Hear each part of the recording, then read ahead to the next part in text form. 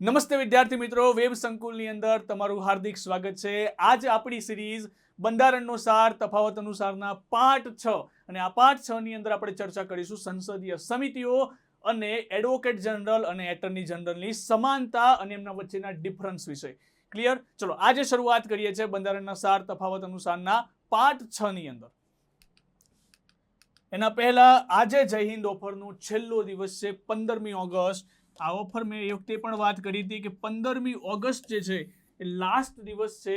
રાત્રે 12 વાગ્યા સુધી આ ઓફર જે છે તમને અવેલેબલ રહેશે। આ ઓફરનો પ્રોમો કોડ છે જય હિન્દ પ્રોમો કોડ। આ ઓફરની વિશેષતા છે કે 50% ઓફ છે તમને વિધાઉટ મટીરિયલ, જ્યારે 60% ઓફ તમને મળશે વિથ મટીરિયલ। યાદ રાખજો, આજે રાત્રે 12 વાગ્યા સુધી જ આ ઓફર અવેલેબલ છે। ક્લિયર? ચલો, અને બીજી આપણી જે જનરલ બેન્ચ લોન્ચ થવા જઈ રહી છે 22 તારીખ 22 ઓગસ્ટના દિવસે 5 દિવસ જે છે તેની ડેમો રાખવામાં આવે છે। 5 દિવસ ફ્રી ડેમો છે અને 22 ઓગસ્ટથી 8 થી 10 નો ટાઈમ રહેશે ભાઈ। 8 થી 10 નો ટાઈમ રહેશે। 8 થી 10 ના ટાઈમની અંદર તમે આવી શકો છો, વિઝિટ કરી શકો છો, પણ એના પહેલા તમારે રજીસ્ટ્રેશન કરાવવું પડશે અને રજીસ્ટ્રેશન જે છે તમે સંસ્થામાં રૂબરૂ પણ આવી શકો છો અથવા તો ટેલિફોનિક માધ્યમથી તમે રજીસ્ટ્રેશન પણ કરાવી શકો છો। બરાબર? તો ઝડપથી આ તક ના ચૂકશો। 22 ઓગસ્ટ 8 થી 10 નો ટાઈમ રહેશે। અને જો અત્યારે હાલની જે કોમ્પિટિટિવ એક્ઝામની અંદર જે તલાટીની એક્ઝામ આવે, કોઈ પણ એક્ઝામ આવે, તો એની અંદર જ્યારે જાહેરાત પડશે ને સાહેબ, ત્યારે સમય બહુ ઓછો હશે। ત્યારે તમે છે ને તૈયારી માટે તમને પૂરતો સમય નહીં મળી રહે। તો એટલા માટે ઝડપથી પહેલા એડમિશન લો। એવું ના થાય કે તહેવારોની ઉજવણીની અંદર આ તક ચૂકી જાઓ તમે, કારણ કે હાલમાં બહુ બધા તહેવારો આવી રહ્યા છે, તો તહેવારોની ઉજવણીની અંદર આ તક ચૂકી ના જાઓ। ક્લિયર? તો 22 ઓગસ્ટ સેકન્ડ જનરલ બેન્ચ જે છે આપણી લોન્ચ થઈ રહી છે, એટલું યાદ રાખજો। અને આ જે છે તક તમે ચૂકશો નહીં। 22 ઓગસ્ટે આવો, 5 દિવસ ડેમો લેક્ચર ભરો અને પછી અનુકૂળ આવે તો એડમિશન લેવાનું છે। ક્લિયર આટલી વસ્તુ? શરૂ કરીએ છીએ આજના લેક્ચરની અંદર સંસદીય સમિતિ। જો સંસદીય સમિતિની અંદર પહેલા સમજતા પહેલા એ સમજીએ કે સંસદીય સમિતિ સાહેબ બે પ્રકારની આવે। એક તો છે અસ્થાયી, એક આવશે અસ્થાયી અને બીજી આવશે સ્થાયી। બે પ્રકાર પડે। સૌથી પહેલા એક આવે અસ્થાયી અને બીજી આવશે સ્થાયી। સાહેબ આ બંને વચ્ચે શું ડિફરન્સ છે? અસ્થાયી જે છે એ જ્યારે કાર્ય હોય ને, જ્યારે અમુક ખરડા પસાર કરવાના ત્યારે જ એનું ગઠન કરવામાં આવે, જ્યારે સ્થાયી સમિતિમાં દર વર્ષે એનું ગઠન કરવામાં આવે। આનું જે ગઠન છે સાહેબ દર વર્ષે કરવામાં આવશે। ક્યારે કરવામાં આવશે? દર વર્ષે। અને અસ્થાયીનું ગઠન ક્યારે કરવામાં આવશે? જ્યારે જરૂર લાગશે ત્યારે જ એનું ગઠન કરવામાં આવશે। અમુક સ્પેસિફાઈ એરિયાની અંદર, અમુક સ્પેસિફાઈ કન્ડિશનની અંદર એનું ગઠન કરવામાં આવશે। આ બે રીતે કરી શકાય। સ્થાયી સમિતિ જે 24 છે, શરૂઆતમાં સંખ્યા 17 હતી, પણ ધીમે ધીમે એનો વધારો કર્યો, 24 છે। ક્લિયર આટલી વસ્તુ? બે સમિતિઓમાં પ્રકાર પડશે, અસ્થાયી અને સ્થાયી। સ્થાયીની અંદર પણ ઘણા બધા છે, નાણાકીય છે, વિભાગીય છે, તપાસ સમિતિ, આ ઘણા બધા પ્રકાર પડે છે। એની અંદરથી આજે આપણે જોવાની છે નાણાકીય સમિતિ। નાણાકીય સમિતિના 3 પ્રકાર પડશે। ક્લિયર થઈ આટલી વસ્તુ? પહેલા જો સંસદીય સમિતિમાં બે પ્રકાર, અસ્થાયી અને સ્થાયી। અસ્થાયી કોને કહેવાય? જ્યારે સ્પેસિફિક કન્ડિશન હોય ત્યારે બનાવવામાં આવે એને કહેવાય અસ્થાયી। સ્થાયી જે છે દર વર્ષે ક્રિએટ કરવામાં આવે તો એને કહેવાય સ્થાયી સમિતિ। બરાબર? અને આ સ્થાયી સમિતિની અંદર જો આપણે વાત કરીએ મિત્રો, તો આ સ્થાયી સમિતિની અંદર પહેલો પ્રકાર આવશે નાણાકીય સમિતિ। અને નાણાકીય સમિતિમાં 3 સમિતિઓ જોવાની છે। પહેલી સમિતિ છે અંદાજ સમિતિ, પ્રાકલન સમિતિ। અંદાજ સમિતિ, પ્રાકલન સમિતિ, એસ્ટિમેટ કમિટી કહેવામાં આવશે। બીજી જે સમિતિ છે જાહેર હિસાબ સમિતિ અને લોકલેખા સમિતિ, પબ્લિક એકાઉન્ટ કમિટી, પીએસસી પણ કહેવામાં આવશે, પબ્લિક એકાઉન્ટ કમિટી। બરાબર છે? બીજી સમિતિ છે જાહેર હિસાબ સમિતિ, લોકલેખા સમિતિ તરીકે પણ ઓળખાય છે। અને ત્રીજી છે જાહેર સાહસ સમિતિ, સાર્વજનિક ઉપક્રમ સમિતિ। બરાબર? આ ત્રીજી સમિતિ છે પબ્લિક અન્ડરટેકિંગ કમિટી, એને પણ એવું કહેવામાં આવશે। જો 3 સમિતિ પડશે। નાણાકીય સમિતિના જો પહેલા સૌથી પહેલા સ્થાયી સમિતિ આવશે। સ્થાયીની અંદર પહેલો પ્રકાર આવશે નાણાકીય સમિતિ। આ નાણાકીય સમિતિની અંદર આ 3 પ્રકારની અંદર વહેંચવામાં આવેલું છે, અંદાજ સમિતિ, જાહેર હિસાબ અને જાહેર સાહસ સમિતિ। આટલું વસ્તુ ક્લિયર થયું? આ સમિતિનું કાર્ય શું હોય છે, આમાં કોણ કોણ લોકો હોય છે, કયા અધ્યક્ષો છે, આ દરેક વસ્તુ વિશે આપણે ચર્ચા કરવાની છે। ચલો શરૂઆત કરીએ। પહેલી વસ્તુ, આ સમિતિની ભલામણ કોણે કરી હતી? તો જ્હોન મથાઈ। જ્હોન મથાઈ એ વખતે તત્કાલીન નાણામંત્રી હતા। જ્હોન મથાઈ એ વખતે તત્કાલીન નાણામંત્રી હતા। 1950ની અંદર એમને કીધું ભાઈ આપણે એવી સમિતિ બનાવવાની છે। કઈ સમિતિ? અંદાજપત્ર સમિતિ. અંદાજ સમિતિની અંદર અંદાજ સમિતિની અંદર પ્રાકલન સમિતિની ભલામણ કોણે કરી? જ્હોન મથાઈ. બરાબર. કારણ કે એક વસ્તુ તમે યાદ રાખજો, મથવું પડે ક્યારે અંદાજ કાઢવો હોય, કોઈ વસ્તુની એસ્ટિમેટ વેલ્યુ કાઢવો હોય ત્યારે મથવું પડે ને, તો એ રીતે યાદ રાખજો. જ્હોન મથાઈ મથવું પડે છે એમાં અંદાજ કાઢવા માટે. એ રીતે યાદ રાખજો તમે. 1950માં કરવામાં આવી હતી. ક્યારે? 1950માં. જ્યારે આ સમિતિ જે છે એ ભારત શાસન અધિનિયમ 1919 મુજબ, ભારત શાસન અધિનિયમ 1919 મુજબ 1921માં રચના કરવામાં આવી. તમને ખબર છે કે ભારત શાસન અધિનિયમ 1919 ની દરેક જોગવાઈ ક્યારે લાગુ થઈ હતી? 1921માં. તો આ સમિતિ જે છે ક્યારે લાગુ થઈ? 1921 ની અંદર. પણ એનું જે સમિતિનું જે ગઠન છે એ 1919 અધિનિયમ મુજબ કરવામાં આવ્યું, પણ લાગુ થઈ 1921માં. ક્લિયર? અને આ સમિતિની ભલામણ કરી હતી કૃષ્ણ મેનન સમિતિ. કોણે કરી હતી? કૃષ્ણ મેનન સમિતિ. 1964માં સમિતિને ભલામણ કરવામાં આવી હતી કે ભાઈ આપણે જાહેર સાહસની પણ એક સમિતિ બનાવવી જોઈએ. આ કૃષ્ણ મેનન કોણ હતા? તો Krishna Menon former defence minister હતા, એટલે કે પૂર્વ જે છે રક્ષા મંત્રી હતા. બરાબર છે. તો કૃષ્ણ મેનન સમિતિ દ્વારા આ સમિતિનું ભલામણ કરવામાં આવી. જાહેર સાહસ સમિતિ. તમને ક્રમ અનુસાર પણ પૂછી શકે છે કે નીચેની સમિતિની અંદર ગઠન અનુસાર એનો ક્રમ જણાવો. તો પહેલી સમિતિ ગઠન થશે જાહેર હિસાબ સમિતિ, લોકલેખા સમિતિ. બીજી સમિતિ આ આવશે અંદાજ સમિતિ, અને ત્રીજી સમિતિ આ આવશે જાહેર સાહસ સમિતિ. ક્રમ અનુસાર પૂછે તો પણ આપણે જે છે આન્સર આપવા માટે રેડી હોવા જોઈએ. ક્લિયર આટલી વસ્તુ?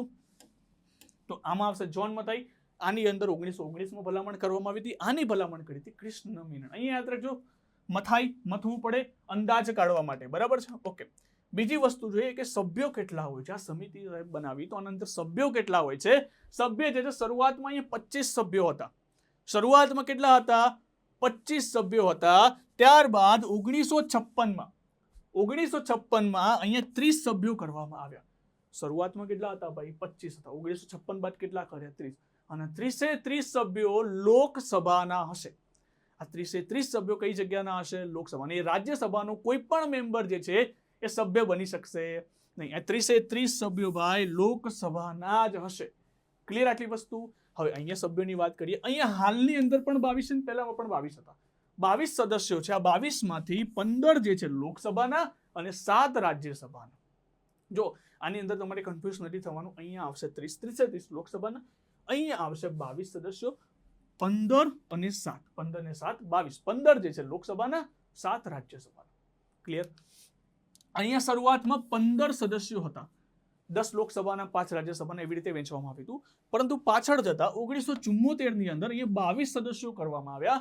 15 22 અહીંયા જે રીતે છે ને 15 અને 7 અહીંયા પણ એ જ રીતે છે, પણ અહીંયા કરવામાં આવ્યા 1974માં 22 સદસ્યો. શરૂઆતમાં કેટલા હતા? 15.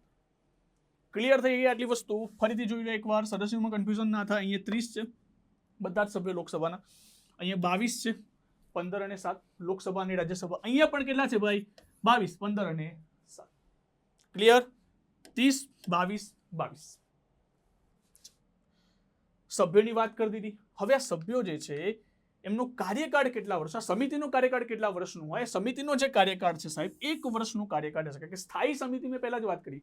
સ્થાયી સમિતિ દર વર્ષે એનું ગઠન કરવામાં આવશે, કારણ કે દર વર્ષે બજેટ પારિત થશે અને દર વર્ષે નાણાંની જોગવાઈ હશે, એટલા માટે દર વર્ષે જે છે આનું ગઠન કરવામાં આવશે. તો આ ત્રણેયનો કાર્યકાળ કેટલા વર્ષનો? 1 વર્ષનો. ક્લિયર? પહેલા તો સમિતિની આપણે શું જોયું કે સમિતિની ભલામણ કોણે કરી, સમિતિની સંખ્યા કેટલી છે અને સમિતિનો કાર્યકાળ કેટલા વર્ષનો છે. પછી આપણે આગળ વાત કરીશું કે સમિતિના અધ્યક્ષ કોણ બનશે. તો અધ્યક્ષ જે છે એમની નિમણૂક જે છે લોકસભાના અધ્યક્ષ કરશે. આ ત્રણેય સમિતિના જે અધ્યક્ષ છે એની નિમણૂક કોણ કરશે? લોકસભાના અધ્યક્ષ એટલે કે સ્પીકર કરશે. કયા બેસિસ ઉપર કરશે? તો અહીંયા યાદ રાખજો, શાસક પક્ષમાંથી, એટલે કે લોકસભાની અંદર જે પાર્ટીનું શાસન હોય, જે રૂલિંગ પાર્ટી હોય એની અંદરથી જ એમનો અધ્યક્ષ બનશે. એને નિમણૂક કોણ કરશે? લોકસભાના અધ્યક્ષ. માની લો કે લોકસભાની અંદર બીજેપીનું બહુમત છે, બીજેપીની બહુમત છે, તો આની અંદર જે અધ્યક્ષ બનશે એ પાર્ટીનો છે, રૂલિંગ પાર્ટીનો છે. જેનું બહુમત વધારે છે એ પાર્ટીનો સભ્ય બનશે. ક્લિયર? અધ્યક્ષ કોણ બનશે? જેનું શાસન, જેની બહુમતી લોકસભામાં છે એનું. બરાબર? કોણ નિમણૂક કરશે? લોકસભાના અધ્યક્ષ નિમણૂક કરશે. જો અહીંયા પણ લોકસભાના અધ્યક્ષ દ્વારા નિમણૂક પર તો વિપક્ષમાંથી આવશે. અહીંયા તમારે શાસક પક્ષમાંથી આવતું હતું, તો અહીંયા શું આવશે? વિપક્ષમાંથી કોઈ અધ્યક્ષ બનશે. યાદ રાખજો, અંદાજ કાઢવાનો છે, એમાં શાસક પક્ષ આવશે અને જ્યારે લોકલેખા આવશે ત્યારે વિપક્ષમાંથી અધ્યક્ષ બનશે. એમની નિમણૂક કોણ કરશે? લોકસભાના અધ્યક્ષ જ કરશે. અહીંયા પણ લોકસભાના અધ્યક્ષ કરશે, પરંતુ નિમણૂક થનાર જે અધ્યક્ષ હશે લોકસભાનો મેમ્બર હોવો જોઈએ. જે પણ અધ્યક્ષ બનશે એ કયા ગૃહનો હોવો જોઈએ? તો કે લોકસભાનો જ હોવો જોઈએ. લોકસભાનો સભ્ય જ હોવો જોઈએ. રાજ્યસભાનો સભ્ય જે છે અહીંયા બની શકશે. આટલી વસ્તુ ક્લિયર થઈ. ચલો આગળ વધી આવે તો અધ્યક્ષની પણ વાત કરી કે ત્રણના અધ્યક્ષને લોકસભાના અધ્યક્ષ દ્વારા નિમણૂક કરવામાં આવે. અહીંયા શાસક પક્ષ આવશે, અહીંયા વિપક્ષ આવશે અને લોકસભાનો મેમ્બર જ આવશે. ક્લિયર? આ વસ્તુ આપણે અસમાનતાઓ વિસમાનતાઓ જોઈએ. હવે આગળ જોઈએ કે આ સભ્યો જે છે આની અંદર મેં સભ્યોની વાત કરી કે અહીંયા 30 સભ્યો ભાઈ, અહીંયા 22 અને અહીંયા 22. તો આ સભ્યો ક્યાંથી આવે સાહેબ? આ સભ્યો ક્યાંથી આવે? આમને શું નોમિનેટ કરવામાં આવે છે? ના, આ ત્રણેય સમિતિના સભ્યોને ચૂંટવામાં આવે છે. આમની ચૂંટણી થાય છે અને ચૂંટણીમાં 2 પ્રકાર હોય, પ્રત્યક્ષ અને પરોક્ષ. પ્રત્યક્ષ અથવા તો પરોક્ષ. તો આ ત્રણેય સમિતિની અંદર જે સભ્યો છે એમની ચૂંટણી કઈ પ્રકારની થાય છે? પરોક્ષ પ્રકારની. અને પરોક્ષ આવે તો એકલ સમક્રમણીય સમપ્રમાણ પ્રતિનિધિત્વ હોય છે. એકલ સમક્રમણીય સમપ્રમાણ પ્રતિનિધિત્વ હોય. અહીંયા 3માં પરોક્ષ ચૂંટણીથી જ આ લોકોને નિમણૂક કરવામાં આવે છે. બરાબર? અહીંયા ભાગ કોણ લેશે? મતલબ કે આ સદસ્યો જે છે એમની ચૂંટણીની અંદર ભાગ કોણ લેશે? તો અહીંયા તમે સમજો, આ સદસ્યને 30 સદસ્યો કઈ જગ્યાના છે? લોકસભાના. તો કયા સભ્યો ભાગ લે? લોકસભાના સભ્યો ભાગ લેશે. અહીંયા કયા સભ્યો ભાગ લેશે? લોકસભાના સભ્યો જ ભાગ લેશે અને એ જ એમના દ્વારા જ આ સમિતિના સભ્યોને ચૂંટવામાં આવશે. અને અહીંયા જે છે લોકલેખા સમિતિની અંદર આપણે વાત કરીએ તો અહીંયા 15 અને 7 એટલે કે 15 લોકસભાના, 7 રાજ્યસભાના. તો અહીંયા કયા સભ્યો ભાગ લેશે? લોકસભા અને રાજ્યસભા બંને ગૃહના સદસ્યો ભાગ લેશે. જ્યારે અહીંયા પણ શું છે?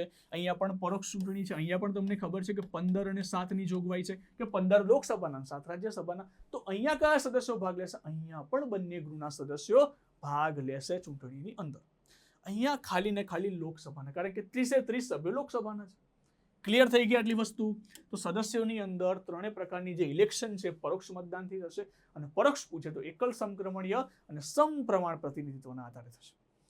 બરાબર? ચલો, સદસ્યો કયા ગૃહમાંથી ચૂંટાયેલા હશે? તો લોકસભા. અહીંયા બંને ગૃહ આવશે. અહીંયા પણ કયા ગૃહ આવશે? બંને ગૃહ, લોકસભા અને રાજ્યસભા. કારણ કે બંનેના સભ્યો છે ને 15 અને 7 એટલા માટે.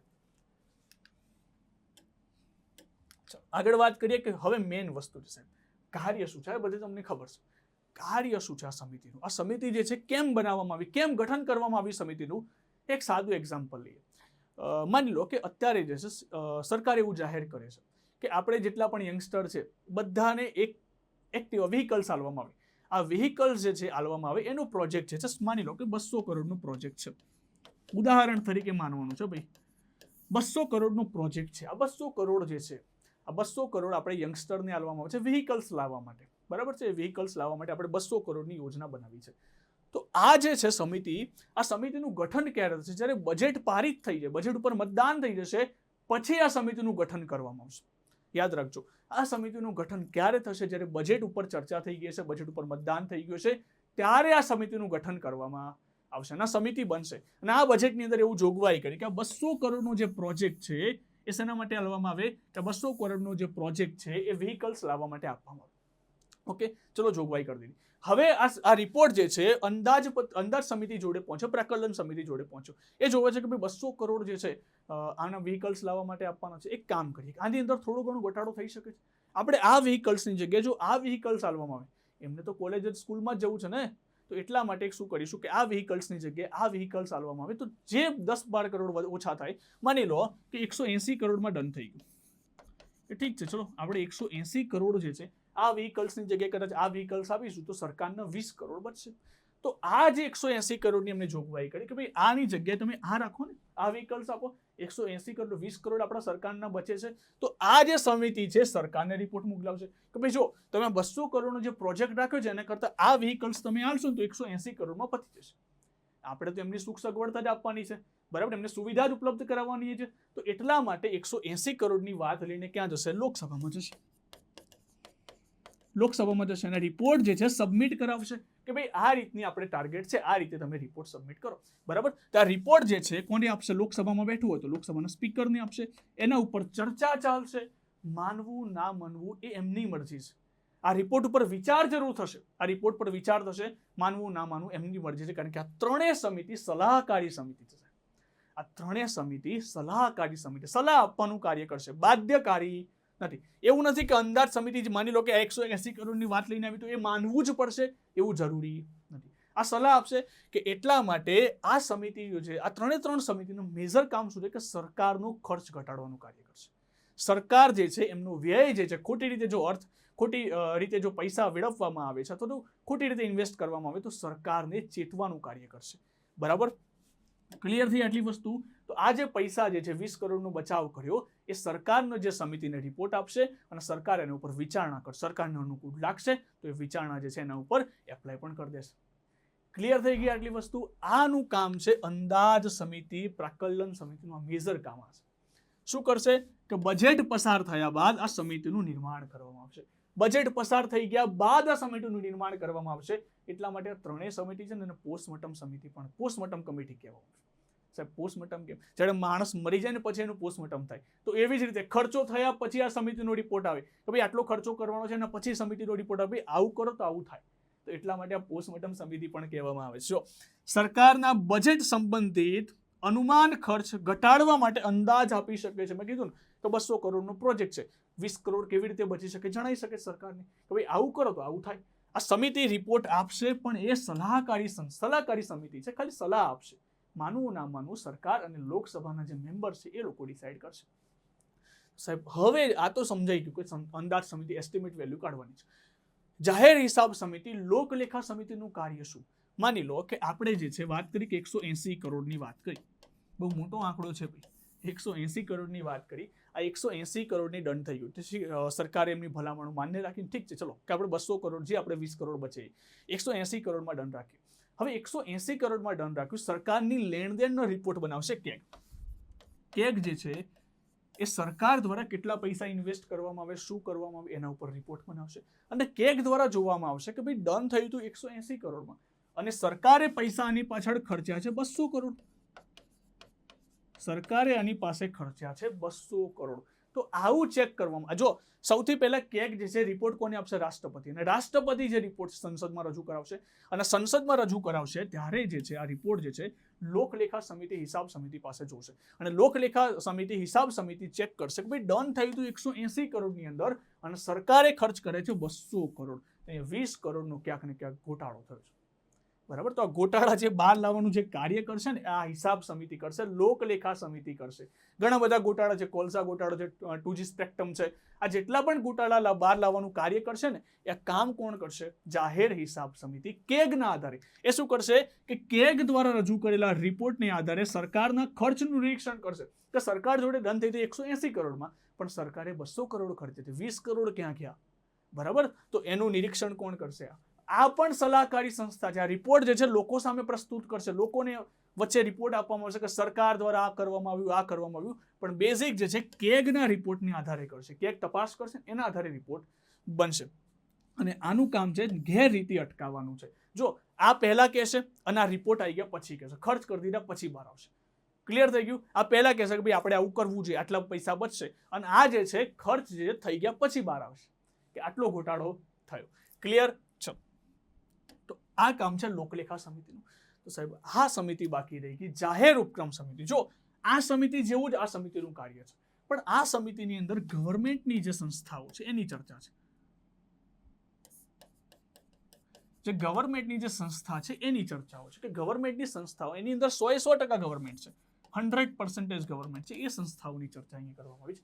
એની અંદર રોકાણની ચર્ચા કરવામાં આવી. જ્યારે અહીંયા એવી સંસ્થાઓ છે જે સંસ્થાઓની અંદર સરકારની માલિકી છે પણ 51% કરતા વધારે હોય, PSU જેને કહેવામાં આવશે. બરાબર, આ સંસ્થાઓની અંદર LIC છે, ONGC છે, આ સંસ્થાઓની અંદર પ્રથમ માલિક કોણ હશે? સરકાર પોતે હશે, કારણ કે એમનો જે શેર છે એ 51% કરતા વધારે છે. પ્રથમ માલિક એ ગણાશે પણ એકલા માલિક એ નથી. પ્રથમ માલિક નો ડાઉટ એ ગણવામાં આવશે. તો આવી સમિતિઓના જે રિપોર્ટ છે કેગ દ્વારા સાર્વજનિક ઉપક્રમિતિના જે સમિતિના રિપોર્ટ છે એની ચકાસણી આ સમિતિ દ્વારા કરવામાં આવશે. આની અંદર ફૂલ્લી ગવર્મેન્ટની ચેક થશે. અહીંયા જે છે તેની અંદર સરકાર દ્વારા પૈસા ઇન્વેસ્ટ કરવામાં આવે છે, સરકારની જે PSU સંસ્થાઓ છે એના સમિતિના રિપોર્ટ અહીંયા ચેક થશે. ક્લિયર? કેગને છે ને બહુ કામ હોય છે. એક તો રાજ્યના રિપોર્ટ તૈયાર કરશે, આ રિપોર્ટ તૈયાર કરશે, આના રિપોર્ટ તૈયાર કરશે, બરાબર. એ વસ્તુ યાદ રાખજો. કેગ દ્વારા સાર્વજનિક ઉપક્રમ સમિતિ, સાર્વજનિક ઉપક્રમ સંસ્થાઓ છે આપણી, LIC છે, ONGC છે, એના રિપોર્ટ જે છે આ સમિતિ દ્વારા ચેક કરવામાં આવશે અને બાકીના જે રિપોર્ટ છે આ સમિતિ દ્વારા ચેક કરવામાં આવશે. બેઝિક ડિફરન્સ આ બંને વચ્ચે એટલો જ છે. ક્લિયર? તો કાર્યો પણ તમને ખબર પડી ગઈ કે કાર્ય શું કરે છે. અંદાજ સમિતિ, પ્રાકલન સમિતિ, આ સમિતિના કાર્યો શું હોય છે, સભ્યો કેટલા હોય છે, અધ્યક્ષને કેવી રીતે નિમણૂક કરવામાં આવે. અધ્યક્ષ તો ડાયરેક્ટ માની લો કે જો અધ્યક્ષ જે છે આ 30 સભ્યો હતા, આની અંદરથી કોઈ એકને અધ્યક્ષ બનાવી દેવામાં આવશે. કોઈ એકને શું બનાવી દેવામાં આવશે? અધ્યક્ષ.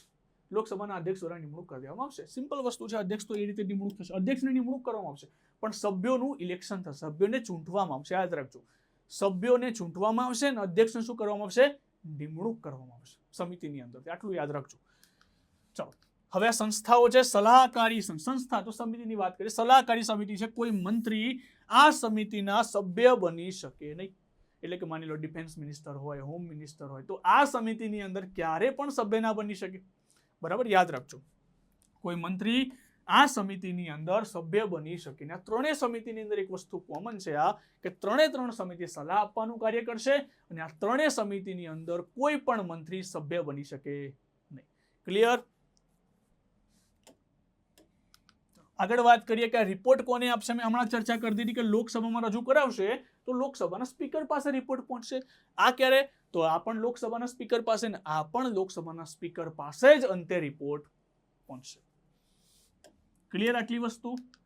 ચલો, ઓકે.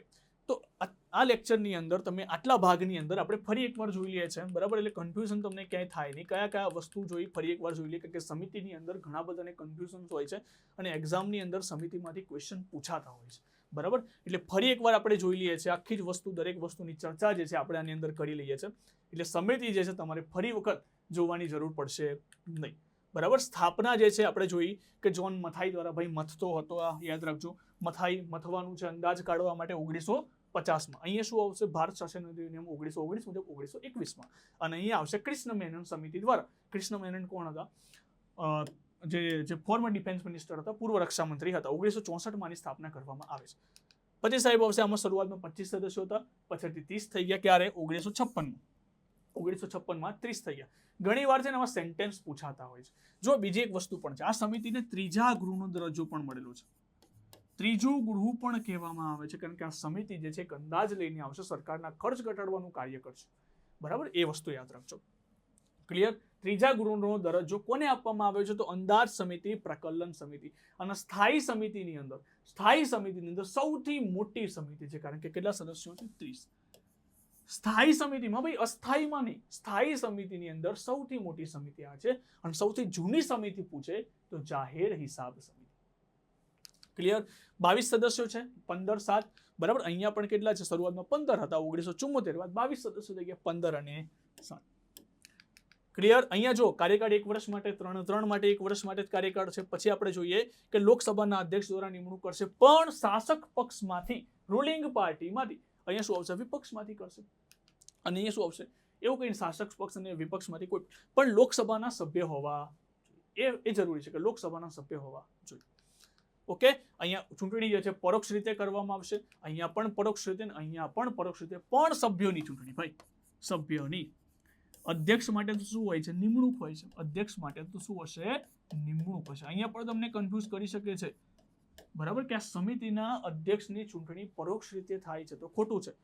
અધ્યક્ષને તો નિમણૂક કરવામાં આવશે, પરંતુ સભ્યોની ચૂંટણી આ રીતે થાય છે. અથવા તો તમને એવું પણ પૂછી શકે કે સભ્યોની ચૂંટણી પ્રત્યક્ષ રીતે કરવામાં આવે છે. પ્રત્યક્ષ રીતે તમે ક્યાં વોટ નાખવા જાઓ છો? ક્લિયર? ચલો, આટલી વસ્તુ. હવે આગળ જોઈએ કે આ જે સભ્યો છે કયા ગૃહમાંથી ચૂંટે. કે 30 સભ્યો લોકસભાના છે તો લોકસભામાંથી ચૂંટાશે. અહીંયા જે છે બંને ગૃહમાંથી, કારણ કે 15 અને 7 વેચાયેલા છે ને ભાઈ. ચલો, અહીંયા આવશે લોકસભા અને રાજ્યસભા બંનેમાંથી. અહીં જોઈએ કાર્ય જોઈ લીધું કે બજેટ બન્યા બાદ પોસ્ટમોર્ટમ બોડી કે માણસ મરી જાય ને પછી પોસ્ટમોર્ટમ થાય, એના પહેલા ના થાય, તો આવું જ કામ કરે છે. ત્યારે સરકાર ખર્ચ થઈ જાય ને પછી રિપોર્ટ લઈને આવશે. પહેલા અંદાજપત્ર મારશે કે આવું છે, કે આવો અંદાજ મારશે કે આટલી વસ્તુની ઘટાડો કરી શકાય, આટલો વસ્તુનું ખર્ચ જે છે તમે ઘટાડો કરી શકો. આ વસ્તુ એટલા માટે આ ત્રણેયને પોસ્ટમોર્ટમ બોડીઝ પણ કહેવામાં આવે છે, બરાબર.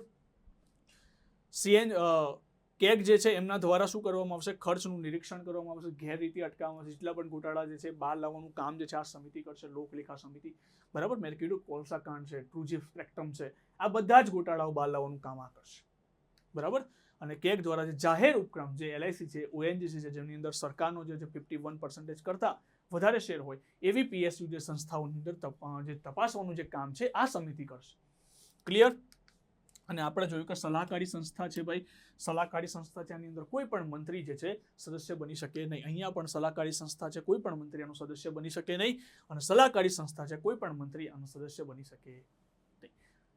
નેક્સ્ટ ટોપિકની અંદર આપણે જઈએ છીએ, અને સોરી અહીંયા એક વસ્તુ રહી ગઈ છે કે રિપોર્ટ કોને આપશે? લોકસભાના સ્પીકર દે, લોકસભાના સ્પીકરને અને લોકસભાના સ્પીકરને. બરાબર. નેક્સ્ટ ટોપિકની અંદર આપણે જવાનું છે. ટોપિક છે એટર્ની જનરલ અને એડવોકેટ જનરલ. આ એટર્ની જનરલ અને એડવોકેટ જનરલમાં શું સમાનતા છે, શું વિસમાનતા છે, એની પણ આપણે ચર્ચા કરવાની છે.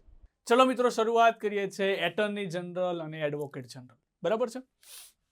જો આની અંદર સૌથી પહેલા આમના પદની જોગવાઈ છે. આ પદ જે છે એનું જે પદ છે એટર્ની જનરલ અને એડવોકેટ જનરલ કયા આર્ટિકલ મુજબ છે? તો અનુચ્છેદ 76. અનુચ્છેદ 76 ની અંદર પદની જોગવાઈ છે કે ભાઈ એટર્ની જનરલ હોવા જોઈએ. આર્ટિકલ કયો? 76. તો સામેની સાઈડ આર્ટિકલ છે 165. 165 મુજબ રાજ્યમાં એડવોકેટ જનરલના પદની જોગવાઈ છે. દેશનો મુખ્ય કાયદા અધિકારી છે. એટલે તમે ઇન શોર્ટ એવું સમજો કે દેશનો એક મુખ્ય વકીલ છે, મુખ્ય અધિકારી છે, કાયદા અધિકારી છે, જે રાજ્યની અંદર રાજ્યના કાયદા અધિકારી તરીકે, મુખ્ય કાયદા અધિકારી તરીકે ઓળખવામાં આવે છે. દેશની અંદર વાત કરીએ તો એટર્ની જનરલ, રાજ્યની અંદર વાત કરીએ તો એડવોકેટ જનરલ. Article 76, article 165. આ રીતે યાદ રાખજો. 6 અને 7 અહીંયા આવશે, 5 અને 6. બરાબર. ચલો આગળ વાત કરીએ હવે.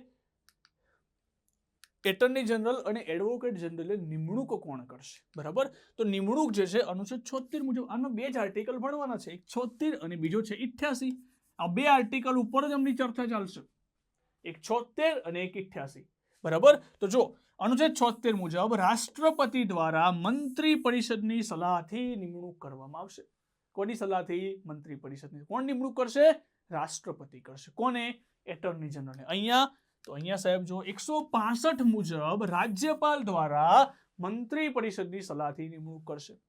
અહીંયા આવશે રાજ્યપાલ, અહીંયા આવશે રાષ્ટ્રપતિ. સલાહ તો લેવી જ પડશે, કારણ કે પોતે જે છે સ્વ વિવેક બુદ્ધિનો ઉપયોગ બહુ જ ઓછો પ્રમાણની અંદર રાષ્ટ્રપતિ રાજ્યપાલ કરતા હોય છે. બરાબર. તો નિમણૂક કોણ કરશે ભાઈ? નિમણૂક રાષ્ટ્રપતિ, રાજ્યપાલ. અનુચ્છેદ 76, 165. ક્લિયર? ચલો આગળના પોઈન્ટની વાત કરું. યોગ્યતા. માની લો કે એટર્ની જનરલ કે એડવોકેટ જનરલ બનવું છે, એના માટે કઈ યોગ્યતા જોઈએ? તો યોગ્યતાની અંદર ભારતનો નાગરિક. આ તો બધામાં તમને જોવા મળશે. ભારતના નાગરિક. કઈ રીતે નાગરિકતા લીધેલી હોવી જોઈએ? જન્મ આધારિત, વંશ આધારિત, નોંધણી આધારિત, કોઈ પણ રીતે નાગરિકતા ચાલશે. જ્યારે અહીંયા 5 વર્ષ સુધી ઉચ્ચ ન્યાયાલયમાં ન્યાયાધીશ, 5 વર્ષ સુધી હાઈકોર્ટમાં જે છે જજ તરીકે, 10 વર્ષ સુધી ઉચ્ચ ન્યાયાલયમાં વકીલ તરીકે, 10 વર્ષ સુધી હાઈકોર્ટમાં એડવોકેટ તરીકે, કાં તો પછી રાષ્ટ્રપતિના મતે કાયદા નિષ્ણાત. આવી જોગવાઈ તમે જોયેલી છે. ક્યાં જોયેલી છે? સુપ્રીમ કોર્ટ એટલે કે સર્વોચ્ચ ન્યાયાલય, સર્વોચ્ચ ન્યાયાલયના ન્યાયાધીશ, સર્વોચ્ચ ન્યાયાલયના ન્યાયાધીશની જે જોગવાઈ છે, જે યોગ્યતા, સેમ એવી ને એવી જોગવાઈ આમનામ પણ જોવા મળે છે. બરાબર. એટલે તમે એવું કહી શકાય કે સર્વોચ્ચ ન્યાયાલયના ન્યાયાધીશ બનવાની જે લાયકાત છે એ જ એટર્ની જનરલમાં છે. તો વિધાન સાચું છે, કોઈ ચેન્જ નથી. ભારતના નાગરિક પણ છે, સાથે સાથે 5 વર્ષ સુધી હાઈકોર્ટમાં જજ અને 10 વર્ષ સુધી હાઈકોર્ટમાં એડવોકેટ હોવા જોઈએ. એ ત્રણેયમાંથી, અને આ ના હોય અથવા આ ત્રણેયમાંથી ગમે તે એક કન્ડિશન જોઈએ, અથવા રાષ્ટ્રપતિના મતે કાયદા નિષ્ણાત હોવા જોઈએ. ક્લિયર? તો અહીંયા સર્વોચ્ચ ન્યાયાલય આવ્યું કે તો અહીંયા કોની લાયકાત જોશે? ઉચ્ચ ન્યાયાલયની લાયકાત આવશે. ભારતના નાગરિક હોવા જોઈએ. બરાબર. 10 વર્ષ સુધી ન્યાયાધીશ તરીકે, કોઈ પણ જગ્યાએ ન્યાયાધીશ તરીકેનું પદ નીચેની ધાબા હેઠળની અદાલતો હોય ત્યાં પણ ન્યાયાધીશ રહી શકેલા હોય તો પણ વાંધો નહીં. 10 વર્ષ સુધી ન્યાયાધીશના પદે, અથવા તો 10 વર્ષ સુધી હાઈકોર્ટમાં વકીલ હોવા જોઈએ. આ 3 કન્ડિશન. કોની કન્ડિશન છે આ? વડી અદાલત, વડી અદાલત અથવા તો ઉચ્ચ ન્યાયાલય, વડી અદાલત અથવા તો ઉચ્ચ ન્યાયાલયના ન્યાયાધીશ બનવાની જે લાયકાત છે એ કોની હોવી જોઈએ? એડવોકેટ જનરલની હોવી જોઈએ.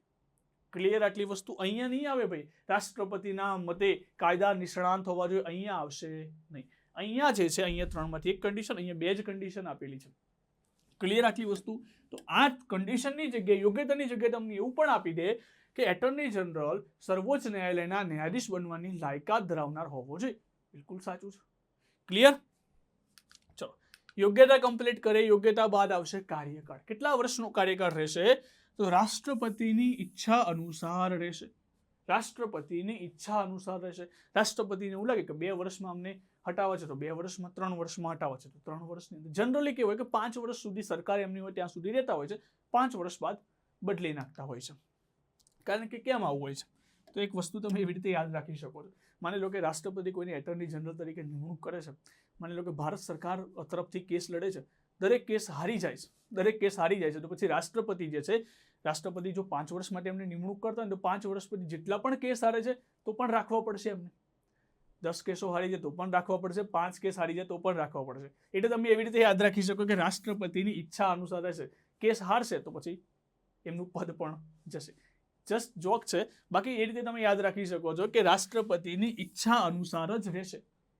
રાષ્ટ્રપતિની ઈચ્છા અનુસાર રહેશે. 5 વર્ષ માટે રહેશે નહીં. જો 5 વર્ષ માટે રહેશે તો જેટલા પણ કેસ હારે કે જીતે એમને તો રાખવા જ પડશે.